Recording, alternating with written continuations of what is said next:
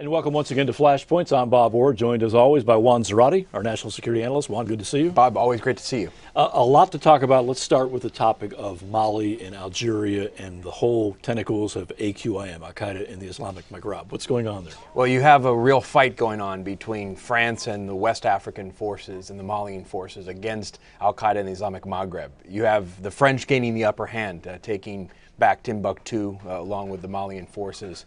But the reality here, Bob, as we've talked about often, is you have an al-Qaeda movement that has been energized by factors in the region. Arms coming from the Libyan fall of Muammar Gaddafi, funding in the millions of dollars coming from the ransoms that they've gotten from Western countries, the hostages they've taken, and then just the instability in the region, the coup in Mali, the open space, the lack of security in North Africa, and a movement that has really taken advantage of that open space physically and ideologically. And so this is a fight that is for real.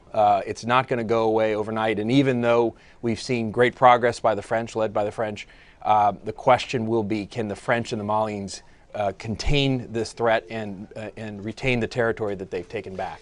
Just to be clear now, is this, in your opinion, the new center of gravity for Al-Qaeda writ large? I mean, I know this has been the neighborhood for AQIM, the kidnapping branch of, if you will, for Al-Qaeda. But is this kind of like the new center of gravity there?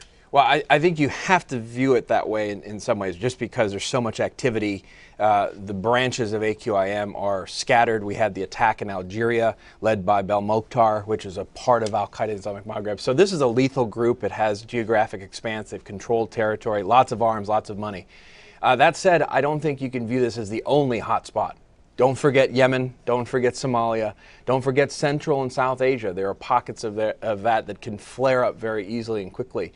And keep in mind, this group has existed for years, officially forming in 2006 as part of the Al-Qaeda network. So these are branches and formations of this Al-Qaeda network that can emerge given factors. And so, yes, it's the hotspot now, but it's not the only hotspot we should worry about.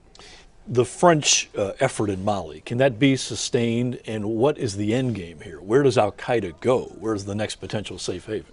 Well, keep in mind that when Al-Qaeda in the Islamic Maghreb formed in 2006, Ayman al-Zawahiri, now the leader of Al-Qaeda, said that he wanted the group to be the bone in the throat of the French.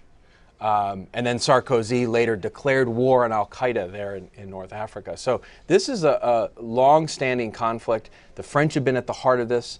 This is right in the heart of French colonial Africa, and they have an interest in seeing this through. That said, what does that mean?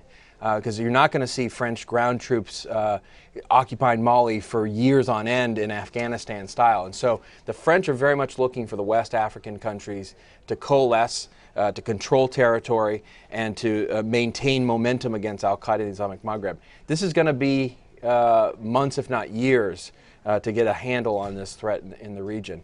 And I think Al-Qaeda is going to sort of retreat, retrench, and then engage in insurgency as we've seen in other places. And finally, as we wrap up this topic, we keep hearing the administration, the president himself has said, we're going about the business of dismantling Al-Qaeda. We made great inroads. I don't think anybody would dispute that's true. But Al-Qaeda is not out of business here. Not at all. And what you have is a little bit of a disjuncture between a discussion about the old Al-Qaeda, the Al-Qaeda core that was based in Afghanistan, Pakistan, which we've decimated, there's no question. But the Al-Qaeda of 2013 is one that has metastasized. It's driven by these regional affiliates and by no stretch is sort of off the radar. This is also difficult for the administration because we talk about the decade of war ending or the tides of war receding.